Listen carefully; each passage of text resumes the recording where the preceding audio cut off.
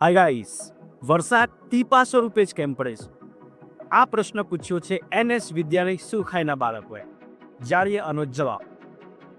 જ્યારે જલબિંદુથી વાદળ બનતું હોય છે ત્યારે જલબિંદુઓ વાદળ બનતાની સાથે એકબીજાને આકર્ષવાનું શરૂ કરે છે અને ત્યારે પૃષ્ઠીય દબાણ ઉત્પન્ન થાય છે. પૃષ્ઠીય દબાણ નક્કી કરે છે કે આ જલબિંદુને કયા આકારમાં ઢાળવું. એ નક્કી કરશે કે જે આકાર સૌથી ઓછી જગ્યા ધરાવે એ આકારમાં એને ઢાળવાનો પસંદ કરશે.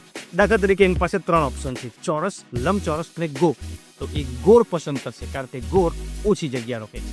હવે એ બિંદુ કેટલા મોટા થશે? સફરજન જેટલા મોટા કે તરબૂચ જેટલા મોટા? મિત્રો, એની સાઇઝ વધુમાં વધુ 2 mm જેટલી હોય છે.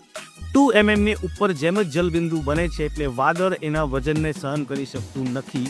એ ગુરુત્વાકર્ષણ બળના સ્વરૂપે એ નીચે ખેંચવાનું શરૂ કરે છે અને ત્યારબાદ એ નીચે પડી જાય છે.